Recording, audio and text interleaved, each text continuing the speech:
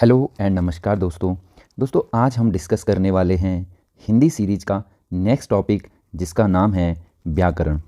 देखिए मित्रों, आपको पता होगा व्याकरण जो होता है किसी भी भाषा के शुद्ध उच्चारण के लिए शुद्ध उच्चारण और शुद्ध लेखन एवं जो शुद्ध प्रयोग के लिए किसी भाषा में व्याकरण का ज्ञान होना अति आवश्यक है। बिना उसके व्याकरण के आप न तो शुद्ध उच्चारण कर सकते, न शुद्ध लेखन कर सकते और न ही शुद्ध प्रयोग कर सकते।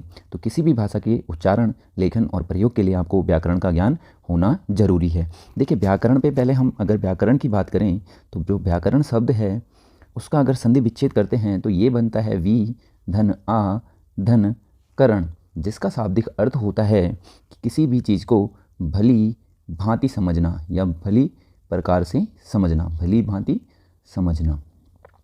तो जो व्याकरण है उसका शाब्दिक अर्थ है भली भांति समझना। इसका अर्थ है भली भांति समझना।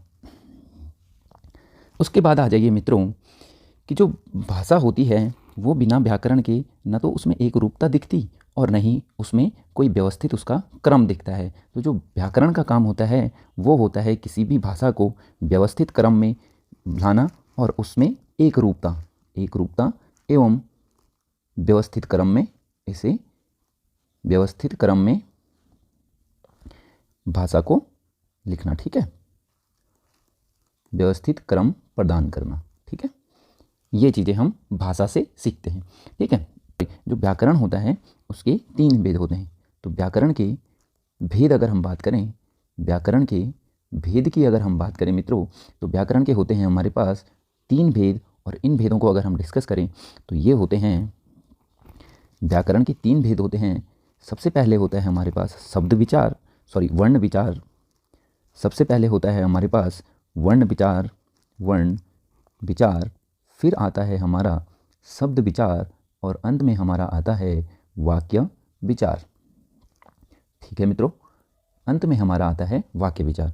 जो वर्ण विचार है उसमें हम सीखते हैं वर्णों के आकार हो गया, वर्णों के बारे में, जो वर्णों का आकार हो गया, इसका उच्चारण किस प्रकार से होता है, इसका विभेद क्या होता है, भेद समझते हैं आप, भेद करना, ठीक है।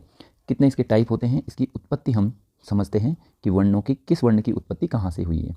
उसके बाद आए शब्द विचार पे। तो जो शब्द विचार होता है वो उसमें हम जो देखते हैं मुख्यतः शब्दों का रूप हो गया, ठीक है, शब्दों का रूप हो गया, उसके भेद हो गए एवं उसकी उत्पत्ति, बनावट, रचना, ये सारी चीज़ें हम किस में देखते हैं, उत्पत्ति, बनावट एवं रचना, ठीक है। ये सारी चीज़ें देखते हैं हम शब्द विचार में। उसके बाद अंत में है वाक्य विचार। देखिए वाक्य में आपने पढ़ा होगा सरल वाक्य, संयुक्त वाक्य। तो जो विराम चिन्ह हो गए इनको लगाना और जो पूरा वाक्य फ्रेम करना, एक सेंटेंस बनाना, वो सारी की सारी चीज़ें कहाँ पे आती हैं, वाक्य विचार में आती हैं। तो ये मुख्यतः हमारे व्याकरण के भेद हो गए। सबसे पहले हम आज की क्लास में डिस्कस करेंगे वर्ण विचार, और वर्ण विचार में हम देखेंगे आगे जाके कि वर्णमाला होती है, ठीक है, और हम 2 प्रकार से वर्णमाला को विभेद करते हैं। इसमें 2 कैटेगरी में हम इसको डिवाइड करते हैं। तो यहाँ से सबसे पहले एक टॉपिक को डिस्कस कर लेते हैं जो मुख्यतः पूछा जाता है कि हमारे पास जो लिपि होती है, लिपि से आप क्या समझते हैं, यह लिपि क्या होता है। तो देखिए मित्रों, तो लिपि होती है हमारी भाषा के लिखित रूप, भाषा के लिखित रूप के लिए प्रयोग होने वाले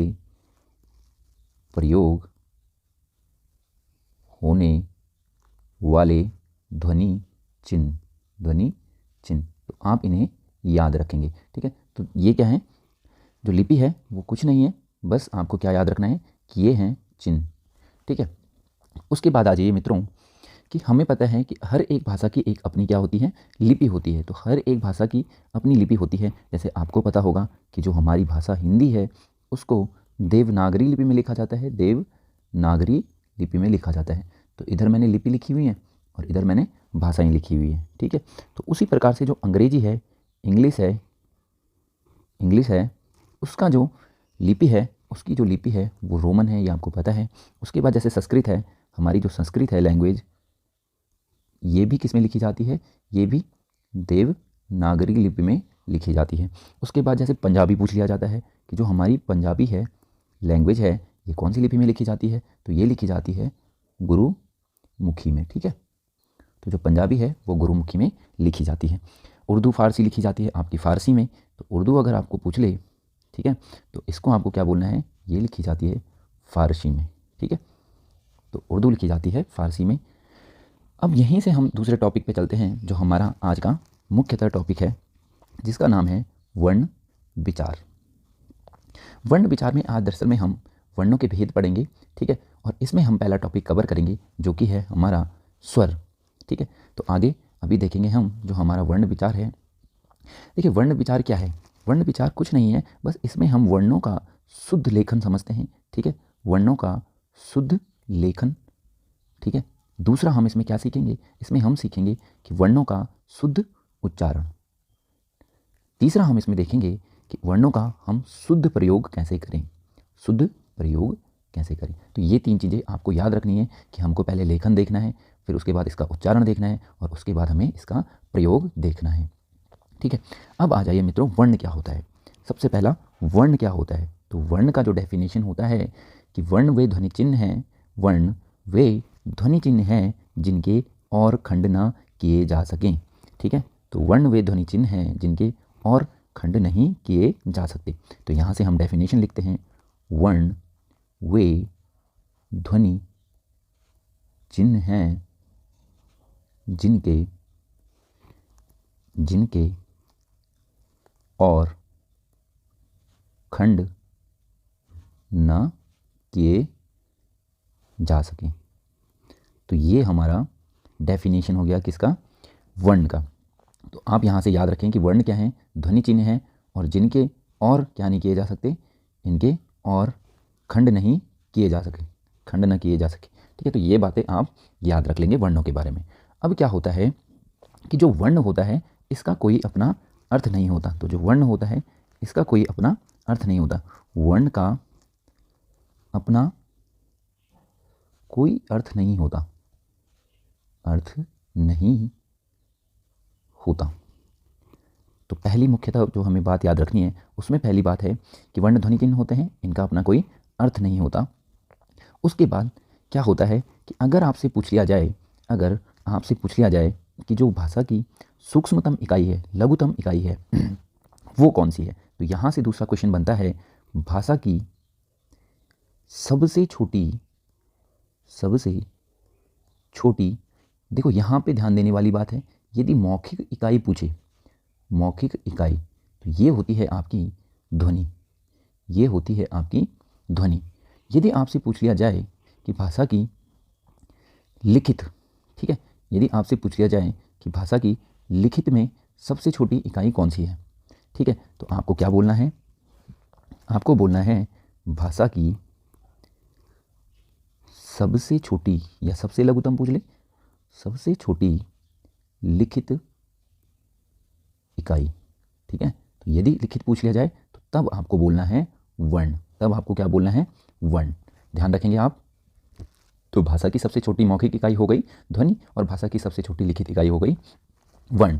ठीक है, अगर आपसे पूछ लिया जाए कि भाषा की अर्थ के आधार पर सबसे छोटी इकाई कौन सी होती है, ठीक है, तो यदि आपसे पूछ लिया जाए कि भाषा की अर्थ के आधार पर सबसे छोटी इकाई कौन सी होती है, भाषा की अर्थ के आधार पर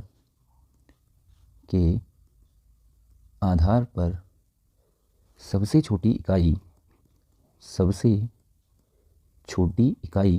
कौन सी होती है, तब मित्रों आपको क्या बोलना है, तब आपको बोलना है कि जो हमारी भाषा की सबसे छोटी इकाई होती है अर्थ के आधार पर, वो होती है शब्द। देखिए शब्द का अपना अर्थ होता है, ठीक है, लेकिन शब्द का अपना कोई भावार्थ नहीं होता। तो इसमें एक और क्वेश्चन बन सकता है कि भाषा की भावार्थ के आधार पर सबसे छोटी या लघुतम में इसे लिख सकता है, लघुतम इकाई क्या होती है या होती है। तो आपको इसको क्या आंसर करना है, आपको इसका आंसर करना है कि जो भाषा की भावार्थ के आधार पर सबसे छोटी इकाई होती है वो होती है हमारी वाक्य। क्या होती है मित्रों? ये होती है वाक्य। तो आप होपफुली ध्यान रखेंगे, इसमें बस याद रखना है मुख्यतः। देखिए मैं इसको एक बार और देख लेते हैं हम इसको, ठीक है, कि जो वर्ण होता है उसका अपना कोई अर्थ नहीं है, वर्ण का कोई अपना अर्थ नहीं है, ठीक है। दूसरी बात, भाषा की सबसे छोटी मौखिक इकाई, देखिए सबसे छोटी मौखिक इकाई क्या है? ध्वनि है। अगर भाषा की सबसे छोटी लिखित इकाई की बात करें, सबसे छोटी लिखित इकाई, तो ये वर्ण है। दूसरी बात, भाषा की अर्थ के आधार पर यदि सबसे छोटी इकाई पूछ ली जाए तो ये क्या है? शब्द है। और भाषा की भावार्थ के आधार पर अगर पूछ लिया जाए तो ये क्या है? ये है वाक्य। क्योंकि देखो आपको पता होगा कि जो मुहावरे होते हैं, जो लोकोक्तियाँ होती हैं, उनका अपना कुछ अर्थ होता है, ठीक है, लेकिन शब्द का कोई भावार्थ नहीं होता, ठीक है। तो शब्द का अर्थ हो सकता है लेकिन भावार्थ नहीं होगा। उसी प्रकार जो वाक्य होता है उसका भावार्थ होता है, ठीक है। और अगर आपसे पूछ लिया जाए कि भाषा की सबसे बड़ी इकाई क्या है, ठीक है, तो भाषा का सबसे बड़ा अंग पूछ लिया जाए, सबसे बड़ा अंग, तो ये भी मित्रों वाक्य ही होता है, ठीक है। तो होपफुली आप इसको याद रखेंगे कि भाषा की सबसे बड़ा अंग, भाषा का सबसे बड़ा अंग, यहाँ पे थोड़ा सा करेक्शन आएगा, भाषा का सबसे बड़ा अंग, तो आप इसे भी याद रखेंगे। अब मित्रों क्या होता है, अब आते हैं हम वर्ण के भेद पे। वर्ण के भेद या प्रकार आप इन्हें बोल सकते हैं।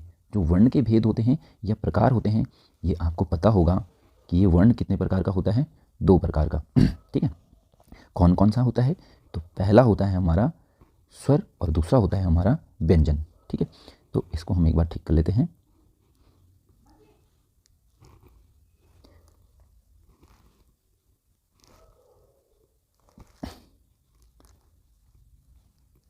तो इसको हम ठीक कर लेते हैं, ठीक हो गया। अब देखिए, अब जो सबसे पहला है वो है स्वर और जो दूसरा है वो है व्यंजन, ठीक है।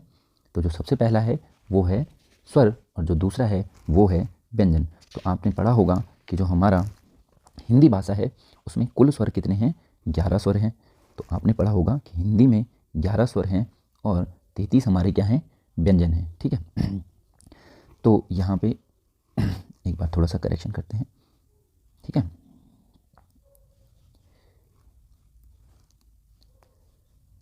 ओके, अब हमें डिस्कस करना है स्वर और व्यंजन। तो यहाँ पे हम थोड़ा सा डिस्कस कर लेते हैं कि स्वर क्या होता है और व्यंजन क्या होता है। तो देखिए, जो स्वर होते हैं वो क्या होते हैं? जो हमारे स्वर होते हैं वो हमारे स्वतंत्र होते हैं। तो जो स्वर होते हैं, स्वर स्वतंत्र होते हैं, ठीक है। तो स्वतंत्र होते हैं मतलब कि इनको किसी अन्य की आवश्यकता नहीं है। जो स्वर हैं उनके उच्चारण में आपको किसी अन्य की आवश्यकता नहीं पड़ेगी, मतलब, ठीक है, किसी अन्य की आवश्यकता नहीं पड़ती, ठीक है। और तो व्यंजन क्या होते हैं? ये स्वतंत्र नहीं होते, ठीक है। जैसे आप क बोलेंगे, ठीक है, तो क में आपको पता है क धन अ, तो इसकी परतंत्रता है किस पे? अ पे, तो ये अ पे डिपेंडेंट है, ठीक है। तो क को अ की ज़रूरत है लेकिन अ को किसी की ज़रूरत है नहीं, ठीक है। इसी प्रकार आपको पता होगा कि जब हम कोई ध्वनि बोलते हैं, ध्वनि उच्चारित करते हैं, तो उसके साथ कुछ वायु निकलती है। तो जो उस टाइम पे जो वायु निकल रही है ध्वनि को बोलते टाइम, उसको बोला जाता है मित्रों प्राण वायु। क्या बोला जाता है? प्राण वायु, ठीक है। तो जो हमारे व्यंजन होते हैं उनमें प्राण वायु, या आप यूँ कह लीजिए कि जो रुकावट है, जो बाधा है, वो अधिक होती है। तो इसमें प्राण वायु बहुत अधिक लगती है, प्राण वायु अधिक लगती है, ठीक है। तो प्राण वायु किस में अधिक लगती है? व्यंजनों में, ठीक है। लेकिन यहाँ पे हमारे पास दूसरा पॉइंट होगा कि कम प्राण वायु, कम, ठीक है। तो कम लगेगी इसमें और अधिक लगेगी इसमें, ठीक है। उसके बाद आपको पता होगा कि जो हमारे स्वर होते हैं उसमें अन्य वर्णों की सहायता नहीं ली जाती, सहायता नहीं ली जाती, जबकि जो हमारे व्यंजन होते हैं उनमें अन्य वर्णों की क्या ली जाती है? सहायता ली जाती है। जब सहायता ली जाती है तभी तो ये स्वतंत्र नहीं है, तभी तो ये स्वतंत्र है। जैसे ख की बात कर लेते हैं, तो ख धन अ, तो ये आपको समझ में आ गया होगा, ठीक है। अब आ जाइए कि स्वर को अब हमें डिटेल में पढ़ना है, ठीक है। तो स्वर को हम डिटेल में पढ़ेंगे, ठीक है। तो स्वर के टाइप्स को हम यहाँ पे डिस्कस करेंगे, ठीक है। तो स्वर से रिलेटेड कुछ इंपॉर्टेंट बातों को यहाँ पे हम देख लेते हैं कि जो स्वर होते हैं पहले तो ये कितने होते हैं, ठीक है, क्या होते हैं। तो हम ये तो पढ़ चुके हैं कि जो स्वर होते हैं वो स्वतंत्र होते हैं, ठीक है, और इनमें प्राणवायु कम लगती है, ठीक है, प्राणवायु क्या होती है, कम लगती है। दूसरी बात हमने, तीसरी और अंतिम बात हमने इसमें डिस्कस की थी कि अन्य वर्णों की सहायता नहीं ली जाती, वर्णों की सहायता नहीं ली जाती, सहायता नहीं ली जाती। तो बचा क्या यहाँ पे बचा कि जो हिंदी भाषा है उसमें कितने स्वर हैं, ठीक है।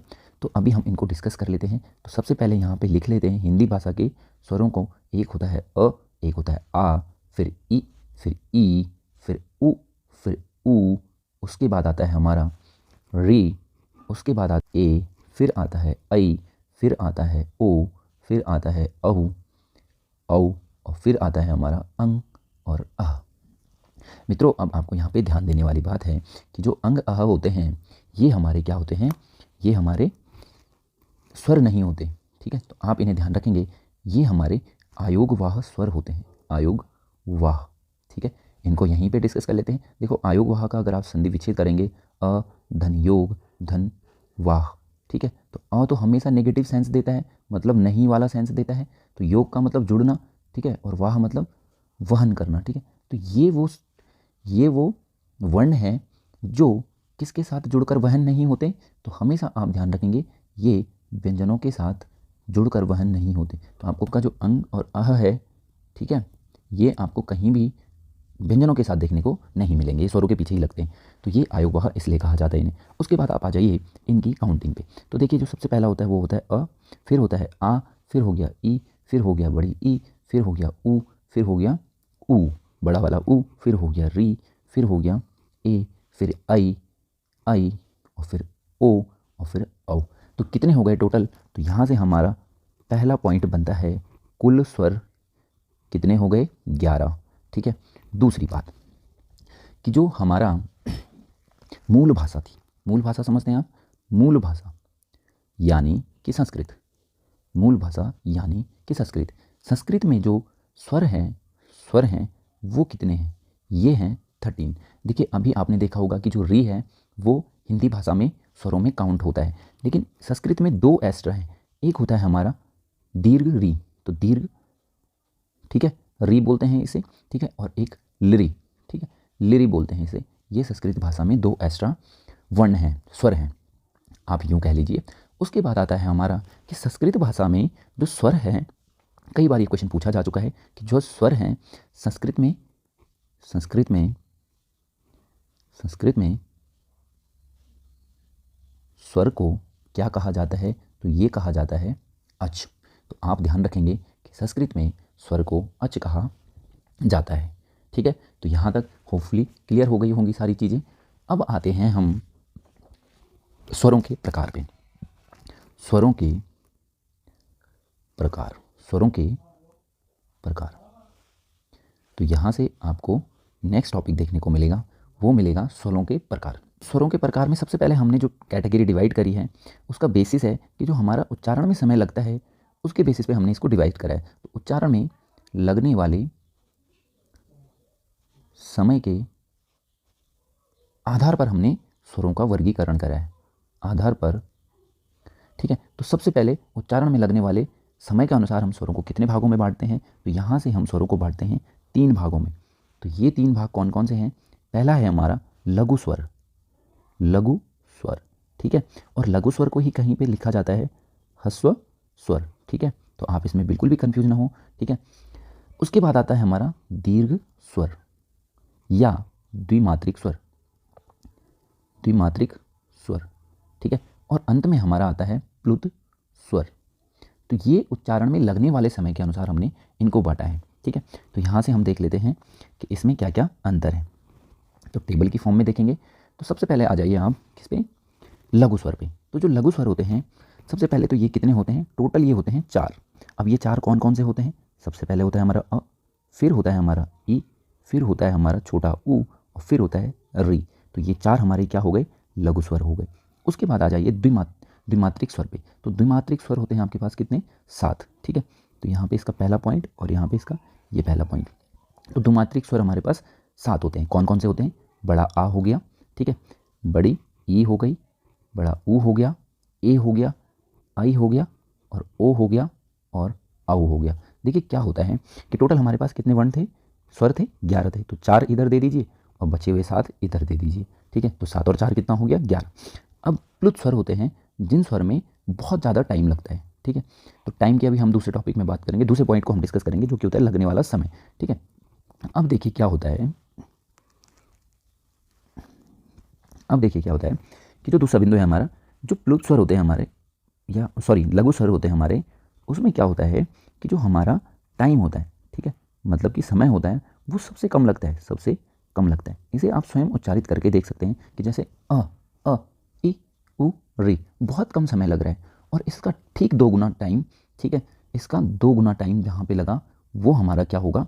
2 गुना टाइम लगेगा या समय लगेगा। उसे हम क्या बोलते हैं? दीर्घ स्वर बोलते हैं। जैसे आ, जैसे ई, जैसे ऊ। तो आप इनको एक एक करके देख सकते हैं कि जितने भी हमारे दीर्घ स्वर हैं इनमें टाइम जो है वो लघु स्वर का 2 टाइम्स लग रहा है, ठीक है। उसके बाद आ जाइए प्लुत स्वर पे। तो प्लुत स्वर जो होते हैं हमारे, वो होते हैं, जैसे आपने कई बार ओम सुना है, ठीक है। ओम जो होता है, ओम को बोला जाता है ओम, ठीक है। तो ये ओम, तो ओ को आप क्या कर रहे हो? एक ओ को लगभग लगभग 3 बार उच्चारित कर रहे हो। इतना टाइम ले रहे हो कि जितना 3 ओ को बोलने में लग रहा है। तो ये जो उच्चारित करने का समय है वो प्लुत स्वर में बहुत अधिक होता है, यानी कि 3-4 गुना अधिक होता है, ठीक है। तो प्लुत स्वर, ठीक है। और अगर प्लुत स्वर की बात करें कि ये कौन कौन से होते हैं, तो 7 हमारे जो दीर्घ स्वर थे प्लस एक हमारा अ भी हमारा क्या होता है? प्लुत स्वर होता है, ठीक है। तो ये आपको यहाँ से पता चल गया होगा, ठीक है। अब आ जाइए नेक्स्ट पे, जो है हमारा ओष्ठ आकृति के आकार पर। दूसरा हमारा कैटेगरी है ओष्ठ आकृति के आधार पर, ठीक है। हम कर क्या रहे हैं? हम पढ़ रहे हैं स्वरों का वर्गीकरण, ठीक है। ओष्ठ आकृति के आधार पर हम 2 प्रकार से इनका पृथक्करण कर सकते हैं। एक होता है वृत्ताकार और एक होता है अवृत्ताकार स्वर, ठीक है। तो जो आपका वृत्ताकार स्वर होता है, ठीक है, और अवृत्ताकार स्वर होते हैं, उनको हम एक बार डिस्कस कर लेते हैं। देखिए वृत्ताकार वो होते हैं जब आपका मुंह की आकृति क्या हो, ओंठों की आकृति क्या हो, ओष्ठ की आकृति क्या हो, वृत्ताकार हो जाए, यानी कि कुछ इसमें इस रूप में, ठीक है। और अवृत्ताकार मतलब कि आपका मुंह ऐसा का ऐसा ही रहे, ठीक है।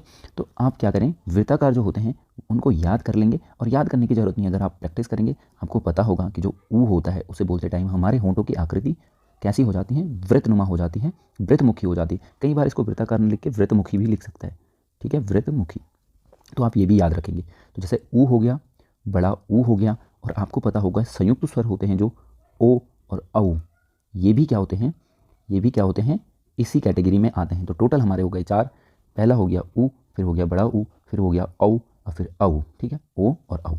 अब आ जाइए अवृत्ताकार। तो जो अवृत्ताकार होते हैं वो होते हैं 7, और ये कौन कौन से होते हैं? पहला होता है अ, फिर होता है आ, फिर होता है ई, फिर होता है बड़ी ई, फिर होता है आपका री, और फिर होता है आपका ए, और बचा हुआ है आपका आई, ठीक है। तो ये आपके क्या हो गए? अवृत्ताकार। इनको बोलते टाइम आपका जो ओष्ठ की आकृति होगी वो कभी भी वृत्तमुखी नहीं होगी। आप 2-4 बार प्रैक्टिस करिए, आपको क्लियर पता चलने लग जाएगा, ठीक है। अब आते हैं नेक्स्ट पॉइंट पे, जो हमारा क्लासिफिकेशन का तीसरा मेथड है। तो तीसरा मेथड है हमारा, ये है जीभ की क्रियाशीलता के आधार पर। जीभ की क्रियाशीलता के आधार पर, शीलता के आधार पर, ठीक है। तो जीव की क्रियाशीलता के आधार पर हमने अगेन 3 कैटेगरीज में डिवाइड करा है, ठीक है। तो एक होते हैं हमारे अग्रस्वर, ठीक है, एक होते हैं हमारे मध्य स्वर, और एक होते हैं हमारे पश्च स्वर। तो इनको हम एक बार देख लेते हैं। तो सबसे पहले आ जाइए हमारा अग्र स्वर, दूसरे पे आ जाइए मध्य स्वर, और अंत में आ जाइए आप पश्च स्वर। तो जो आपका जीव है ना, वो उस स्वर का उच्चारण करते टाइम कहाँ पे है, ये आपका क्या बताता है? जीव की क्रियाशीलता बताता है, ठीक है। अब सबसे पहले पढ़ते हैं अग्रस्वर। अग्रस्वर में आपको क्या देखना है कि सबसे पहले आप देखिए, मैं इसको आपको याद करने का सिंपल सा तरीका बताता हूँ कि आप क्या याद रख लीजिए कि जो मध्य स्वर होता है ये सिर्फ अ होता है, यहाँ से शुरू कीजिए, ठीक है, अ।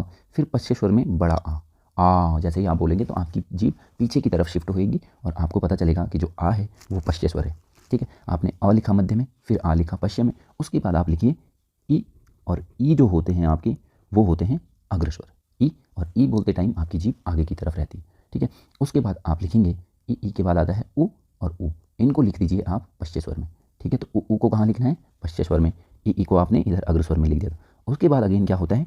ए और आई, तो आपने ए आई को किस में लिखा? अग्रस्वर में, तो ए आई को आपने अग्रस्वर में लिख दिया और ए आई। उसके बाद आपका आता है ओ और औ, तो आपने ओ औ भी इधर लिख दिया। बचा हुआ हमारा री है, तो अगर आप री को बोलेंगे तो आपकी जीभ मुड़ती है और वो मूर्धा से जाके टकराती है, जो कि अग्रभाग है। तो अग्रभाग मतलब जीभ का आपका कौन सा भाग यूज हो रहा है? अग्रभाग। तो ये भी हमारा कहाँ जाएगा?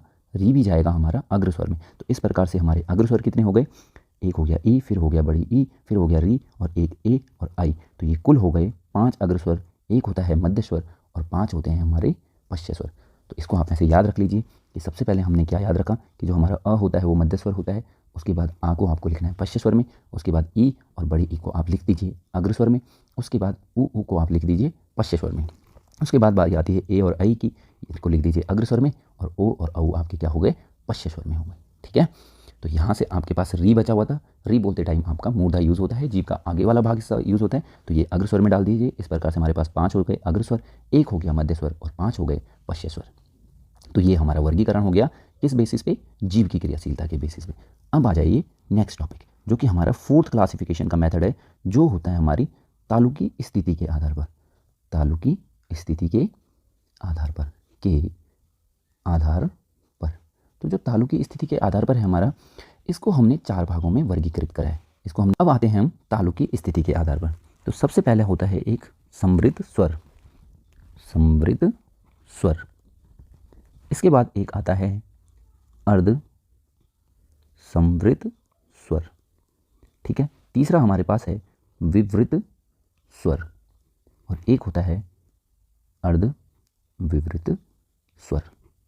ठीक है, विवृत स्वर मैंने इसको यहीं पे लिख दिया। अर्ध विवृत हमारा चौथा टाइप होता है, अर्ध विवृत स्वर।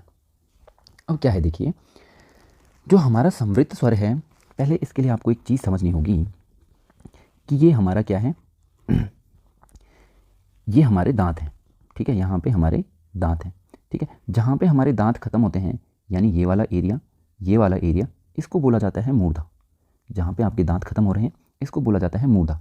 और इसके बाद वाला जो ये वाला एरिया है ना, ऊपर की तरफ, जीभ की ऊपर की तरफ, ये वाला एरिया सारा क्या है आपका? तालु।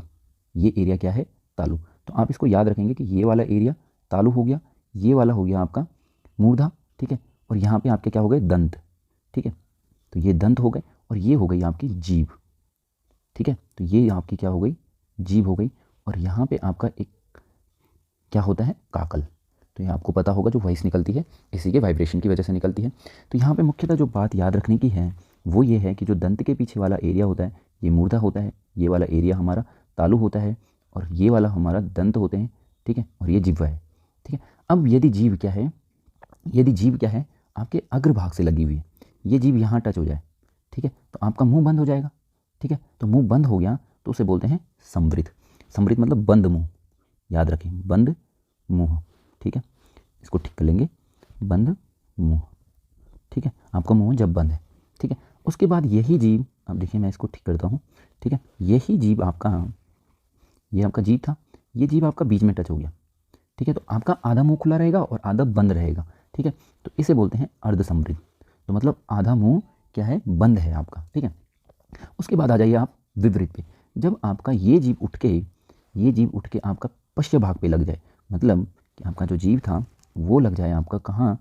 इस वाले एरिया में। ठीक है, सबसे पीछे। तो अगर जीभ यहाँ टच हो रही है पश्च भाग में, तालु के पश्च भाग में, तो इसको बोलते हैं हम क्या? विवृत स्वर। ठीक है, तो ये विवृत स्वर होता है। और जो हमारा अर्ध विवृत होता है ये फिर से क्या होता है? आपका बीच में हो और आधा मुंह खुला हुआ हो। ठीक है, तो अर्ध विवृत मतलब आधा मुंह खुला और आपका विवृत का मतलब पूरा मुंह खुला हुआ, मुंह खुला हुआ। ठीक है, तो ये आप याद रख लेंगे। तो यहाँ से क्वेश्चन बन सकता है। ठीक है, पूछे जाते हैं क्वेश्चन के इनमें से, निम्न में से समृद्ध कौन है और विपरीत कौन है। तो तालु की स्थिति के आधार पर भी हम इनका वर्गीकरण करते हैं। तो मैं आपको बता देता हूँ कौन सा किस कैटेगरी में फॉल करता है, लाई करता है। सबसे पहले आप याद रखेंगे आ। देखिए आ बोलने का प्रयास कीजिए, आ कितना आसान है, आ। तो आपको पता चलेगा जैसे आप आ का उच्चारण करेंगे कि आपका जो जीभ का भाग है वो जीभ है वो पश्च भाग से टच हो रही है। तो आ कहाँ कौन सी कैटेगरी में फॉल कर गया, खुला हुआ, ठीक है। तो विवृत में आप याद रखेंगे एकमात्र वो है आ, ठीक है। उसके बाद आ जाइए समृद्ध में। तो समृद्ध में आपको क्या याद रखना है कि इसमें आपका मुंह बंद होगा, और मुंह बंद होने के लिए कंडीशन है, ये आपका अगर तालु है, ये आपका मुंह दंत है, तो ये वाला एरिया मुर्दा होगा। तो यहाँ पे आपकी जीभ टच करे, तो ये आपकी जीभ हो गई, और ये आपका अग्रभाग में टच कर रहा है, तो इससे आपका मुंह बंद हो जाएगा। और ये इसको बोलने का प्रयास कीजिए, ई बोलिए, ई बोलिए, ऊ और री, ये सारे क्या होते हैं आपके समृद्ध स्वर होते हैं, ठीक है। उसके बाद दूसरा था हमारा अर्ध समृद्ध स्वर। तो अर्ध समृद्ध होते हैं आपके ए और औ, ओ औ, ठीक है। तो आप याद रखेंगे ए और ओ आपके क्या हैं, ए और ओ हैं आपके अर्ध समृद्ध, ओ, ठीक है। ओ, तो आप ओ बोलेंगे तो आधा मुंह आपका खुला रहेगा, आधा बंद रहेगा, ठीक है। अब देखिए लास्ट बचा हुआ है हमारा अर्ध विपरीत। तो आप अ को बोले अ, आधा मुंह खुला हुआ है, ठीक है, पूरा मुंह नहीं खुला हुआ है। ए को बोलिए ए, आधा मुंह खुला हुआ है, और औ को बोलिए औ, आपका आधा मुंह खुला हुआ है। तो बस आप इसको ऐसे याद रख लीजिए कि जो हमारा विवृत होता है वो बड़ा आ विवृत, ई उ, ये सारे समृद्ध, फिर उसके बाद ए और ओ जो छोटे वाले हैं वो दोनों के दोनों 4 संयुक्त स्वर होते हैं। देखिए यहीं से मैं डिस्कस कर देता हूँ, 4 संयुक्त स्वर होते हैं, 4 होते हैं हमारे संयुक्त स्वर, ठीक है। एक होता है हमारा ए, एक होता है आई, और एक होता है ओ, और एक होता है औ। तो ये चारों के चारों किस में लाई करेंगे, या तो अर्ध समृद्ध में जाएंगे या अर्ध विपरीत में जाएंगे। देखो पहले ए को डाल दो इधर, ठीक है, आई को डाल दो इधर, ठीक है, ओ को डाल दो इधर, और औ को डाल दो इधर। कितना आसान हो गया, ठीक है।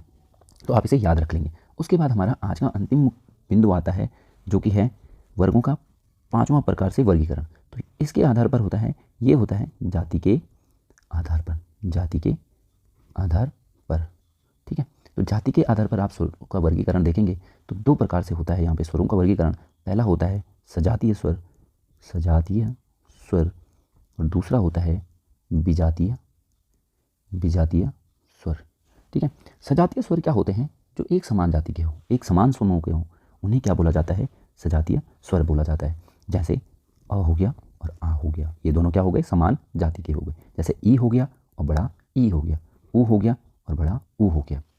इसी प्रकार से जो विजातीय स्वर है, मतलब कि अन्य जाति का जो दूसरी जाति का हो, ठीक है, जो अन्य जाति का हो, तो ये कौन सा हो गया, ये हो गया आपका ई के साथ ई, जो मतलब अलग है कोई भी, जैसे ऊ के साथ ई मान लो, ऊ के साथ मैं औ लगा दूँ, तो ये सारे क्या हो गए हमारे विजातीय हो गए, ठीक है। भी का मतलब क्या होता है, अन्य। अब हम नेक्स्ट क्लास में व्यंजन डिस्कस करेंगे और व्यंजन के प्रकार डिस्कस करेंगे। तब तक के लिए आप इसको रिपीट करिए। अगर वीडियो सही लगता है, इसके नोट्स मैं आपको टेलीग्राम पे सेंड कर दिया करूँगा, ठीक है। तो आप वहाँ पे इसके नोट्स देख लेंगे, ठीक है। तो आई थिंक इतना सफिशिएंट है आज के लिए। एक बार थोड़ा सा 1 मिनट में फाइनल रिविजन करते हुए चलते हैं। सबसे पहले हमने देखा था कि जो हमारा व्याकरण होता है उसकी मदद से हम क्या करते हैं, शुद्ध उच्चारण करते हैं, भाषा का शुद्ध लेखन समझते हैं और उसका प्रयोग करना सीखते हैं, ठीक है। दूसरा व्याकरण का हमने संधि विच्छेद किया था, उसका अर्थ होता था किसी भी चीज़ को भली भांति प्रकार से समझना, ठीक है, जिससे हमारे व्याकरण से भाषा में क्या आती थी, एक रूपता आती थी और ये व्यवस्थित क्रम में लग जाता था।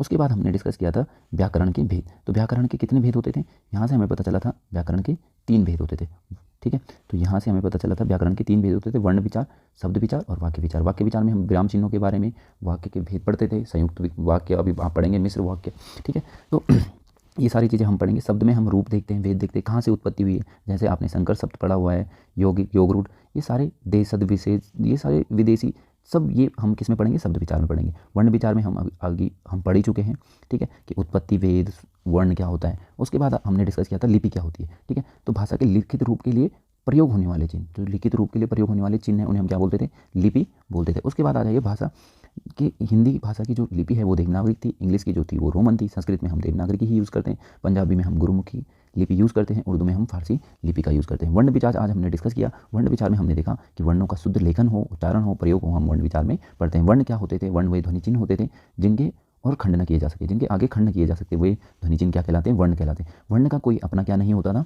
वर्ण का अपना कोई अर्थ नहीं होता था, ठीक है।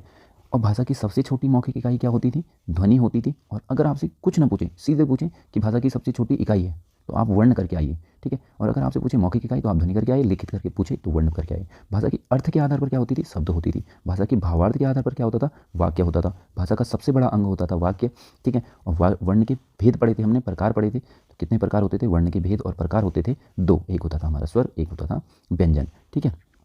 एक होता था स्वर, एक होता था व्यंजन। तो जो हमारे स्वर होते थे उनका वे स्वतंत्र होते थे और ये स्वतंत्र नहीं होते थे, ठीक है। स्वतंत्रता होती है, जैसे मैंने क वाला एग्जाम्पल दिखाया। उसके बाद प्राणवायु किसमें अधिक लगती थी? व्यंजन में, ठीक है। प्राणवायु क्या होती थी? जो ध्वनि के साथ बाहर निकलने वाली वायु होती है। प्राणवायु कम लगती थी स्वर में, अन्य वर्णों की इनमें सहायता नहीं ली जाती, इनमें अन्य वर्णों की क्या ली जाती है?